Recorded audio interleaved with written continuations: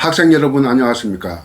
오늘은 문학 작품의 읽기 강의 제9강을 하겠습니다. 교재를 보고 강의하는 내용으로는 오늘이 마지막이 되겠습니다. 그러면 학생 여러분 교재 꼭 같은 서정시 190쪽을 펴주길 바랍니다. 190쪽을 펴보면 김영랑 시인의 독을차고라고 하는 시가 있습니다. 김영랑은 여러분도 잘 알다시피 순수 서정시를 썼던 시인으로 기억할 겁니다. 그런데 기존의 시 작품과 좀 다른 느낌을 가질 수 있는 작품이 있습니다. 독을차고입니다. 1939년에 발표된 이 작품은 한마디로 말해서 숨은 걸작이라고 이야기를 할 수 있겠습니다. 독을차고 이 말은 이때 독이라고 하는 것은 도끼를 말합니다. 그러니까 사납고 모진 기운을 도끼라고 하지 않습니까? 독을 찬다 하는 말은 도끼를 채우다. 마음속에 내 마음속에 내 영혼 속에 도끼를 채우고 이 뜻입니다. 이때 독이라고 하는 것은 결론부터 말하면 허무의 마쓰는 순수 미학의 표상으로 이용됩니다.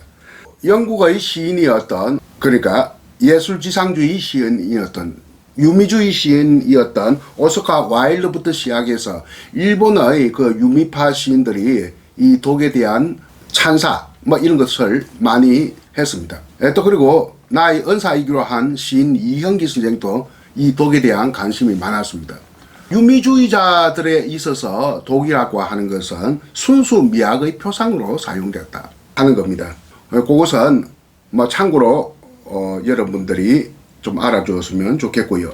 마음속에 독을 채우겠다고 하니까 김영랑 옆에 있는 친구가 벗이 그 무서운 독 흩어져 버리라, 없애버리라.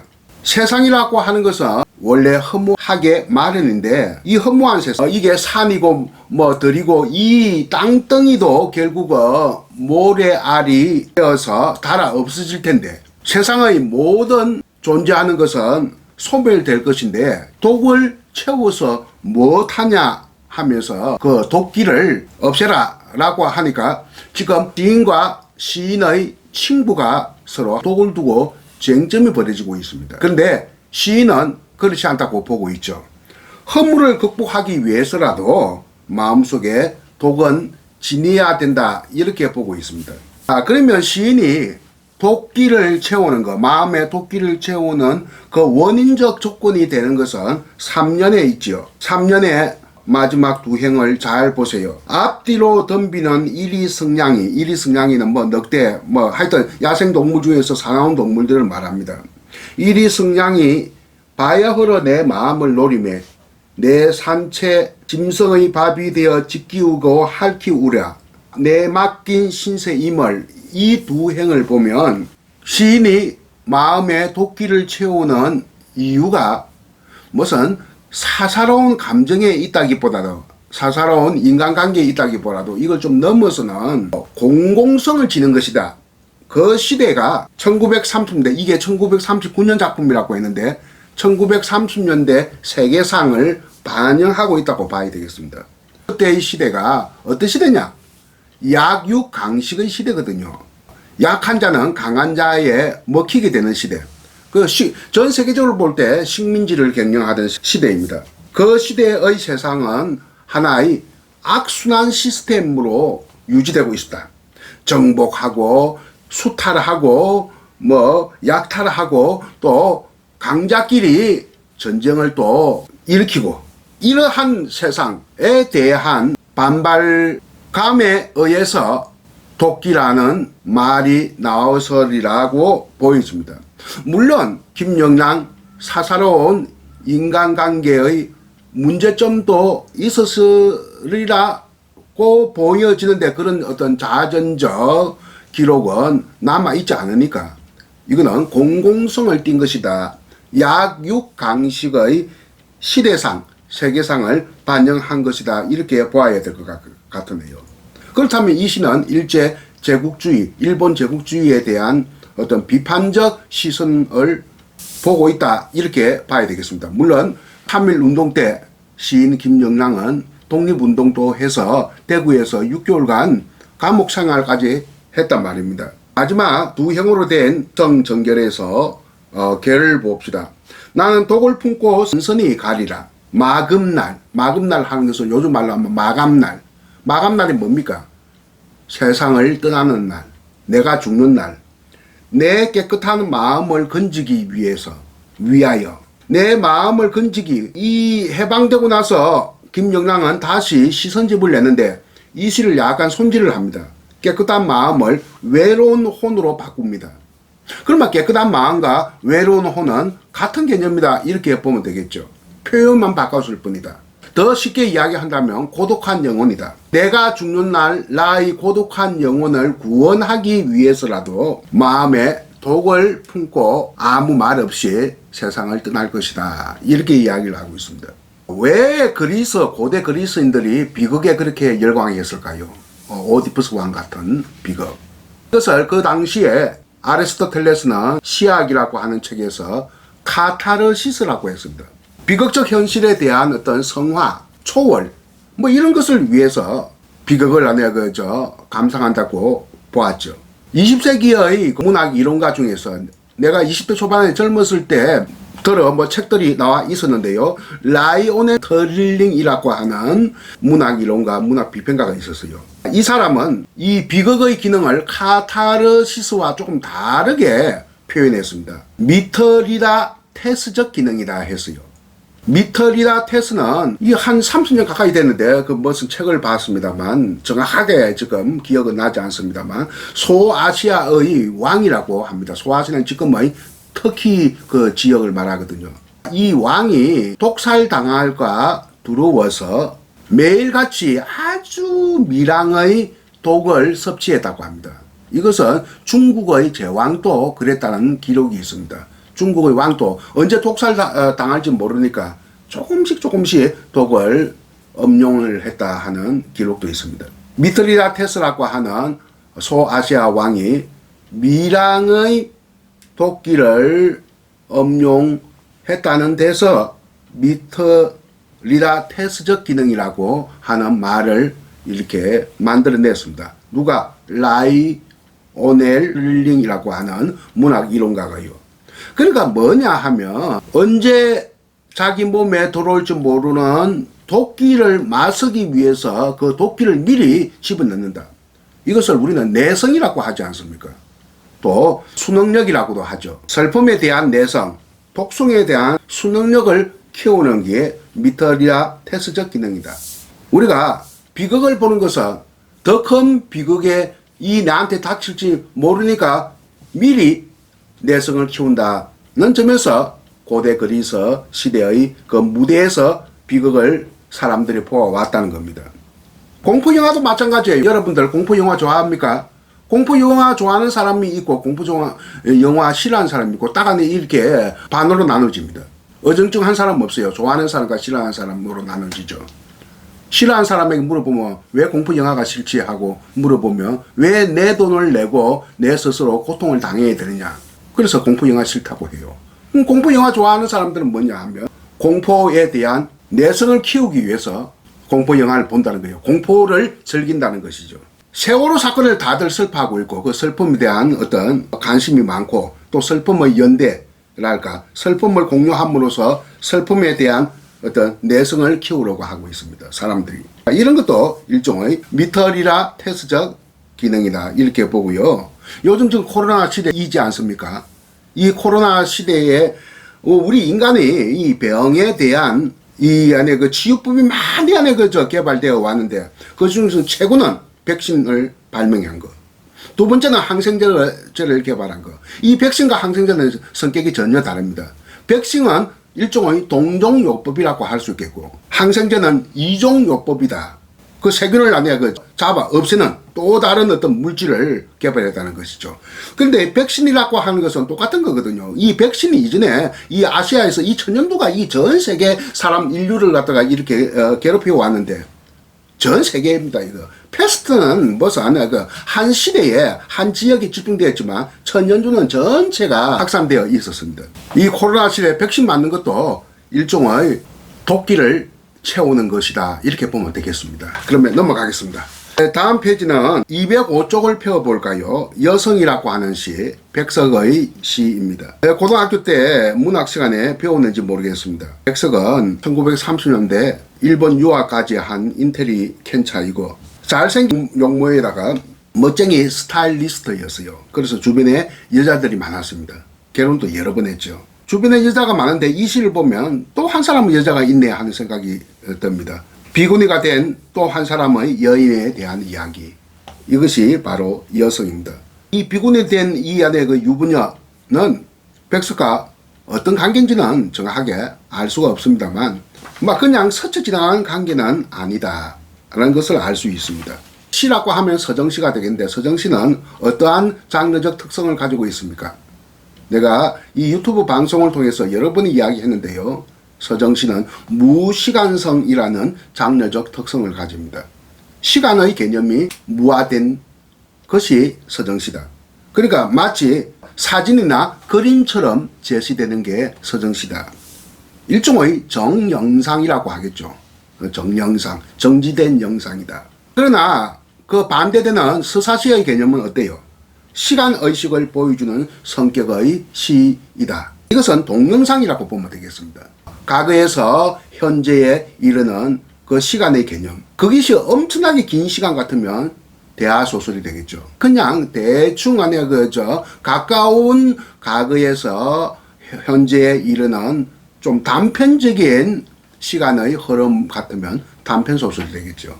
이 시는 시간의식을 선명하게 제시하고 있습니다. 사연으로 된 시인데 1연은 현재입니다. 다시 과거로 되돌아가서 2연은 과거인데 과거 중에서도 아주 먼 과거예요.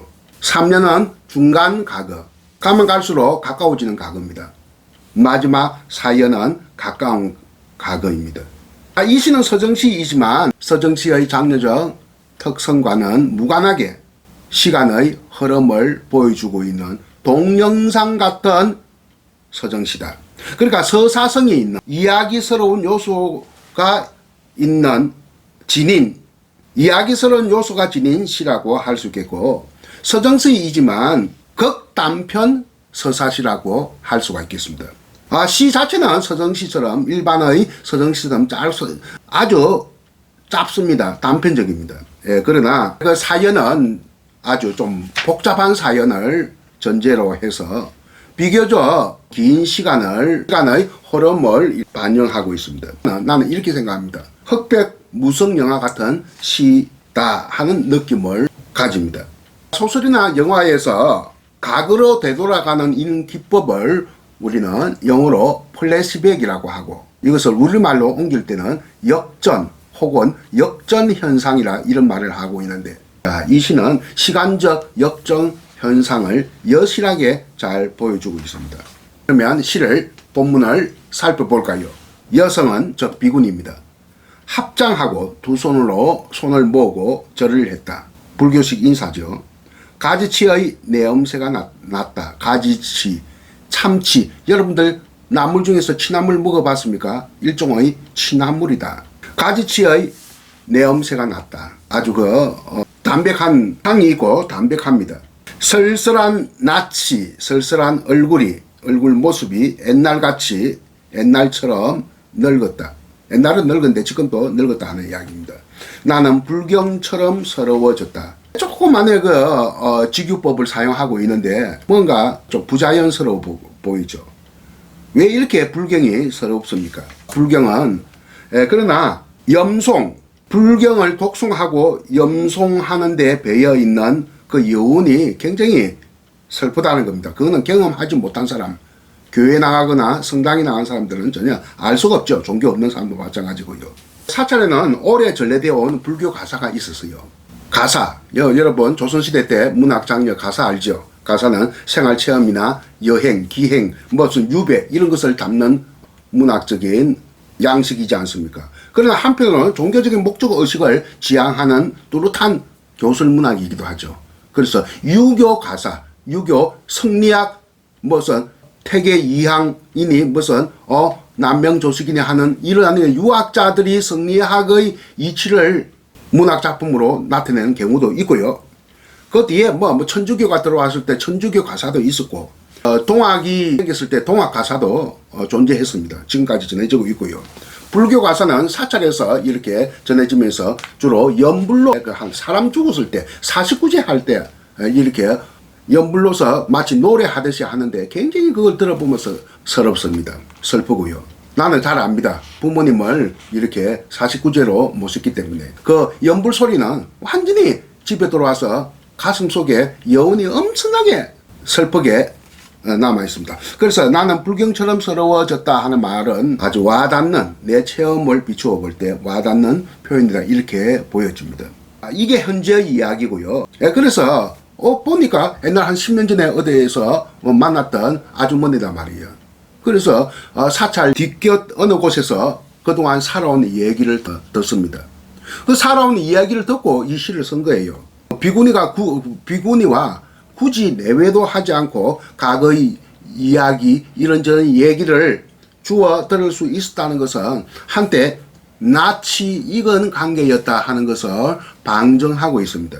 강원도 어느 산 깊은 금전판은 건강 일터를 말합니다. 산에 그 건강 일터 사람들이 모이고 합니다. 건강 채굴하고 뭐 하는 곳이 있어요. 1930년대는 대공황의 시대이기 때문에 전 세계가 가난했어요. 그래서 일확천금을 노리는 사람들이 많이 있어가지고 논밭도 파헤쳐서 금을 찾겠다고 해가지고 대부분 실패하죠. 그래서 이때 시대를 우리는 골드 러시아의 시대, 한건강의 시대라고 하지 않습니까? 찰리 채플린 흑백 무성 영화 한건강이라고 하는 유명한 영화가 있습니다. 그 시대에 만들어진 겁니다. 우리나라 소설가 중에 최만식의 검의 정렬이니 김유정의 검 따는 콩밭이니 하는 이런 풍자적인 소설도 1930년대 이때 등장하게 됩니다. 물론 이 시도 1930년대 시죠. 금전판에서 한 여인을 만났는데 파리한 한 여인이, 창백한 여인에게서 옥수수를 샀다. 여인은 나 어린 딸 아이를 때리며 가을밤같이 차게 울었다. 자꾸 보채니까 어린 딸이, 그래서 한 대 때리고 우는 거야. 나 어린 하는 것은 나이 어린 이 말입니다. 나이를 나라 이렇게 추격하는 곳은 경상도, 평안도에서 이런 일이 있나 보죠. 경상도 사람들은 이런 말 많이, 특히 할머니들이 이런 말 많이 씁니다. 남한 사람. 이 남한 사람이란 말은 수도권 사람들 무슨 말인지 전혀 알아듣지 못하죠. 남한 사람 하니까 남한 사람, 북한 사람이 아니고 남한 사람인가, 아니면 저 남쪽 지방 사람인가, 이렇게 알아들습니다. 나도 우리 어머니한테 많이 들은 익숙한 말입니다. 남한 사람. 이 남한 사람이 뭐냐? 나이가 많은 사람. 이렇게 극단적으로 추약된 게 남한 사람입니다. 나이 어린 그 말. 섣벌같이 나아간 일벌처럼 가출한 지아비는 남편이고 아내는 지엄이라고 합니다. 남편 기다려 10년이 갔다. 지아비는 돌아오지 않고 외지에서 죽은지도 모릅니다. 어린 딸은 도라지 꽃이 좋아서 돌무덤을 갔다. 참 멋있는 표현이죠. 죽고 난 다음에 무덤가에 도라지 꽃이 피었는데 이것을 마치 도라지 꽃이 좋아서 돌무덤을 간 것처럼 표현을 했으니까 얼마나 기막힌 표현입니까? 돌무덤이니까 가난한 사람의 무덤을 뜻합니다. 아무렇게나 이렇게 묻은 거. 정상적으로 이 봉분식으로 한 게 아니라 아무렇게 묻고 위에 돌을 쌓아놓고 한 번씩 가면 그게 도라지 꽃이 죽은 딸의 무덤가에 도라지 꽃이 피어있더라. 그래서 도라지 꽃이 좋아서 딸이 죽었다 이렇게 생각을 한 것으로 미료 짐작됩니다. 상껑도, 그러니까 남편도, 가출한 남편도 돌아오지 않고 어린 딸도 죽고 하니까 이전에 의지가지가 없는 몸이 되었죠. 그래서 이 아주머니는 드디어 출가하기로 결심합니다. 남편은 가출하고 아내는 출가하죠. 부처님의 제자가 되겠다고 선임이 된 거죠. 상광도 설게 울은 슬픈 날이 있었다. 산절의 마당기에, 마당 한 기퉁에 여인의 머리오리, 조금 낯선 표현이죠. 머리카락을 뜻합니다. 머리카락이 눈물방울같이 떨어진 날이 있었다. 이때가, 이 날이 여인이 출가한 날, 선임이 된 날입니다. 머리 깎으면 출가가 되죠. 선임이 되죠. 눈물은 흘렸을까요? 안 흘렸을까요? 눈물은 안 흘렸습니다. 눈물 대신에 흘린 것은 머리카락이다. 이렇게 보면 되겠습니다. 선임이 될 때는 절대 약속을 합니다. 울지 않겠다고, 눈물 흘리지 않겠다고, 그 약속을 안 지켜주면 스님 될 수가 없어요. 이렇게 슬픔도 기쁨도 모든 것을, 괴로움도 즐거움도 모든 것을 이렇게 초월한 상태로, 마음의 상태로 승화되어야만이 출가자가 되는 것이죠. 눈물 방울 같이 떨어진 날, 무엇이 머리카락이, 이때 여성은 출가한데 살아온 내력을 이렇게 백석에게 이야기해 줄 수 있을 정도니까 그냥 보통 관계는 아니다. 뭐 연인 관계라는 아니라도 좀 잘 아는 관계였지 않았겠느냐, 이런 생각이 듭니다. 그러면 1930년대 신산스러운 사람 살해의 내력을 시인이 접함으로써 가족 공동체가 해체된 가혹한 운명에 대한, 한 여인의 가혹한 운명에 대한 연민의 정을 담은 한 장의 종이에 시로 서예진 것이 바로 백석의 뭐라고요? 여성이라고 하는 시다. 그러면 마지막으로 신문의 그날이 오면을 보겠습니다. 여러분들 235쪽을 펴주세요. 그날이 오면. 이때 그날은 조국 광복의 날입니다. 언제 서해졌을까요? 1930년에 서여진 시입니다. 1930년, 그러니까 해방되기 15년 전에 서여졌죠. 서해진 날짜는 3월 1일 날 썼습니다. 이게 무슨 말이냐 하면, 이 사람이 오늘 공부한 김영랑도 3.1 운동에 학생 신분으로 참가를 해서 옥고를 치렀지만, 신문 역시 마찬가지입니다. 학생 신분으로 3.1 운동에 참여해서 옥고를 치렀습니다. 이 시는 3.1 운동 11주년 기념시다, 이렇게 보면 되겠습니다. 3.1 운동 11년째 되던 날의 선시다. 시를 한번 볼까요? 그날이 오면, 그날이 오면은 삼각산이 일어나 더덩실 춤이라도 추고 한강물이 뒤집어 용수 섬칠 그날이. 삼각산, 한강물 이렇게 되어 있습니다. 서울의 그 풍수를 지금 잘 나타내고 있네요. 우리나라에서 풍수가 가장 좋은 곳이 어딜까요? 서울입니다. 그러니까 수도로 정했죠. 삼각산 이남, 한강수 이부 그 땅에 나라의 수도를 정하면 나라가 융성해진다라고 예언한 사람이 신라 말에 도선이라고 하는 스님입니다. 도선의 비밀스러운 그 기록을 도선비기라고 하죠. 도선비기에 그런 말이 적혀 있다고 해요. 그래서 이성계가 조선을 개국했을 때 도선비기에 근거해서 수도를 서울로 정했습니다. 처음에는 계룡산에 수도를 정하려고 했는데 계룡산이 우리 한반도에서 너무 서쪽으로 치우쳤죠. 그래서 포기하고 서울로 하려고 했는데 서울도 이제 몇 군데 안에 정했어요. 무학대사는 헤매고 있는데 어떤 사람이 왕심리하라, 심리를 가라 하는 말을 남기고 어떤 산신령 같은 사람이 떠났다 해요. 그래서 그 왕심리하라 하는 그 무학대사가 서성거리고 머뭇거린 곳이 바로 지금의 왕십리다. 뭐 그런 전설이 있습니다.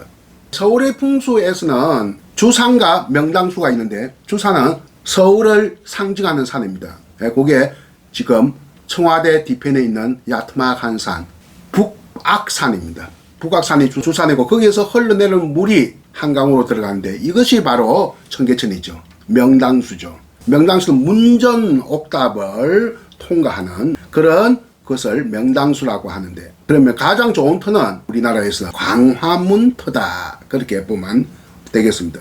최근에 내가 신문을 봤는데 어떤 풍수학자가 우리나라의 진산이라는 것은 어떤 이 되는 산, 상징이 되는 산을 말하는 겁니다. 다들 백두산이라고 하는데 백두산이 아니라 삼각산이어야 한다, 이런 주장을 해서 내가 깜짝 놀랐어요. 가만 생각해 맞네요. 고구려 멸망하고 세종대왕까지 약 800년 동안 공백기간이 백두산이 우리의 영토에 없었습니다.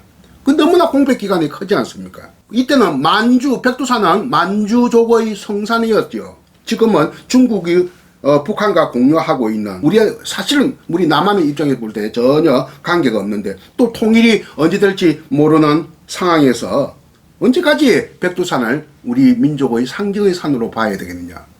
삼각산이 되어야 된다. 삼각산은 북한산입니다. 이 삼각산이 바로 세계화의 표상이요, 한류 문화의 뭡니까? 전기가 넘치는 곳이다 주장하면서 이제 백두산 이야기는 좀 그만하자. 삼각산을 안에 우리 민족의 진산으로 하자 하는 거 보고 상당히 나는 그 맞는 말이라고 봅니다. 그래서 지나치게 풍수학자들이 주산, 북악산과 청계천을 강조하면 안 돼요. 주산 뒤에 있는 그 우람찬 북한산, 즉 삼각산과 쫄쫄 흐르는 청계천이 아니라 한강수, 크게 흐르는 한강수, 이것을 도선 비기에 나오는 대로 삼각산과 한강물을 강조해야 됩니다. 간단하게 청와대 뒤산, 청계천, 작고 쫄쫄 흐르는 물, 그게 아니라 아주 큼직하게 삼각산, 한강물, 그거는 용비어천가에도 나옵니다. 아무튼 삼각산 한강물은 신라 말의 그 풍수의 대가인 도선 스님의 도선 비계에도 나오고 조선 초 서사시 용비어천가에도 나오는 이야기입니다. 삼각산과 한강물, 우리 민족을 상징하는 산과 물이다, 풍수다, 이렇게 보면 되겠죠. 삼각산이 일어나 더덩실 춤이라도 추고 한강물이 뒤집혀 용소섬칠 그날이, 이 목숨이 끊기기 전에 와 주기만 할 양이면, 그런데 자기한테 목숨이 끊기기 전에 오지 못했습니다. 강복이 오지 못했습니다. 나는 밤하늘에 나는 까마귀와 같이 종묘의 인경을, 종묘의 인경이라고 하는 것은 그 종각에 있는 그 큰 종 있지 않습니까? 보신각종, 그걸 말하는 겁니다. 종묘의 인경을 머리로 들이받아 울리오리라, 쿵쿵쿵 하면서. 그 다음에 한번 보세요. 두개골은 깨어져 산산조각이 나도 기뻐서 죽사오매 오히려 무슨 한이 남아오리까. 조국이 강복되면 내 머리가 깨어져도 여한이 없다. 내 머리로 그의 보신각 큰 종에 들이받겠다, 헤딩하겠다, 이렇게 지금 이야기를 하고 있습니다. 굉장히 뭐라 할까, 과장법이 심하죠. 육체 파괴의 극한에 도달한 환각의 강렬성을 보여주고 있네요. 여러분 영화 극한 직업이라고 하는 영화 봤습니까?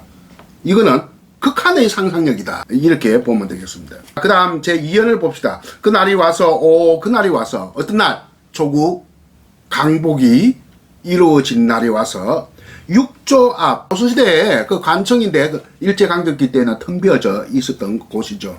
광화문 그 거리에 있었습니다. 육조 앞 넓은 길을 울며 뛰며 뒹굴어도 그래도 넘치는 기쁨에 가슴이 미어질 듯 하거든. 드는 칼로, 잘 드는 칼로 이 몸의 가죽이라도 벗겨서, 내 몸의 그 가죽을 벗겨서 커다란 북을 만들어 덜쳐 매고는 여러분의 행렬에 앞장을 서오리라. 북을, 내 몸의 가죽으로 북을 만들겠다. 우렁찬 그 소리를 한 번이라도 듣기만 하면 그 자리에 그걸어져도 눈을 감겠소이다. 죽어도 야한이 없겠습니다. 이렇게 이야기하고 있습니다. 신문, 여러분들은 신문은 소설가로 잘 알고 있죠. 상록수를 선 소설가입니다. 이분은 소설가이기도 하지만 영화 일도 많이 했습니다. 워낙 잘생겼거든요. 영화 배우처럼 잘생겨서 영화 배우로도 출연을 했습니다. 이수일과 심순애, 즉 장한몽이라고 하는 영화 남자 주인공 이수일 역으로 영화에 출연하기도 했고요. 다방면의 그 재주가 많았던 분입니다. 영화 평론가로 활동을 하기로 했습니다. 3.1운동을 11년 전 3.1운동을 해상하면서 강복에 대한 강렬한 소망을 이렇게 필설, 붓으로, 혀로 이렇게 표현한, 아주 가장스럽게 표현한 저항시라고 할 수 있겠는데요. 이 시는 발표되지 못했습니다. 발표되었다간 또 안에 감옥에 갇히죠. 237쪽에 그 좀 아래쪽에 보면 나는 이런 해설을 썼습니다. 두개골이 깨어지고 몸의 가죽이 벗겨져도 좋다는 과장적인 표현도 차라리 애국주의적 정열의 엄숙한 소산이다, 이런 해설을 갖다가 저는 남겼습니다. 김윤식 선생은, 몇 년 전에 돌아가신 국문학자로 유명한 김윤식 선생은 육체 파괴의 한각에서 연유한 자학적인 황홀경이다. 자학적, 자기 학대적인 황홀경이다, 뭐 이런 말을 했는데, 아쉽게도 이분은 강복을 보지 않고 젊은 나이에, 35인가요? 젊은 나이에 세상을 떠났습니다. 1936년 한창 일할 나이인 35살의 나이에 요절함으로써 그가 그토록 열망하던 그날, 저 강복의 그날을 생전에 경험을 하지 못했다, 뭐 이렇게 보겠습니다. 그런데 그가 세상을 떠날 직전에 바로 마라도너 송기정이 베를린 올림픽에서 우승을 했습니다. 그때 강격의 축시를 섭니다. 오 조선의 남아여 하는 강격의 축시를 서는데 너희도 우리를 두고 이제 약한 족속이라고 부를 터이냐 하는 그러한 내용이 담겨져 있습니다. 이 송기정 올림픽 마라톤 재패를 기념하는 축시를 서고 바로 세상을 떠났습니다. 그가 남긴 농촌계몽소설 상록수는 1960년대 초 신상옥 감독이 영화로 만들었습니다. 내가 1994년인가 3년인가요? 그때 영상자료원 영사실에서, 지금은 영상자료원이 저 상암동으로 있습니다만 그 당시에는 예술의 전당이 있었거든요. 이 영화가 좀 길었습니다. 130분 40분 정도 되는데 이 영화를 보고 한참 울다가 내가 나오는 순간에 거리에 지나가는 알던 시인 한 사람을 만났어요. 그 사람이 문단에 온갖 소문을 퍼뜨렸어요. 송이부가 영화 보고 울고 가더라 하는 소문을 퍼뜨린 적이 있었는데, 이 영화를 그 당시에 국가재건 최고회의 의장인 박정희 뒤에는 대통령이 됩니다. 박정희가 이 영화를 보고 나처럼 울었던 모양입니다. 그래서 조국 근대화의 영감을 얻었다 하는 얘기도 있습니다. 이것이 신문의 농촌계몽소설 상록수입니다. 어떻게 잘 들어보셨습니까, 여러분? 교재는 신문의 저항시 그날이 오면을 우리가 한번 읽어보면서 일제강점기의 서정시가 어땠는지를 한번 두루 살펴보았습니다. 이때까지 교재에 대한 5차례 강의 들어주어서 여러분들 수고가 많았습니다. 이제부터는 시험 공부를 좀 대비하기를 바람하지 않습니다. 그러면 오늘 수업 여기서 끝을 맺겠습니다. 안녕히 계세요.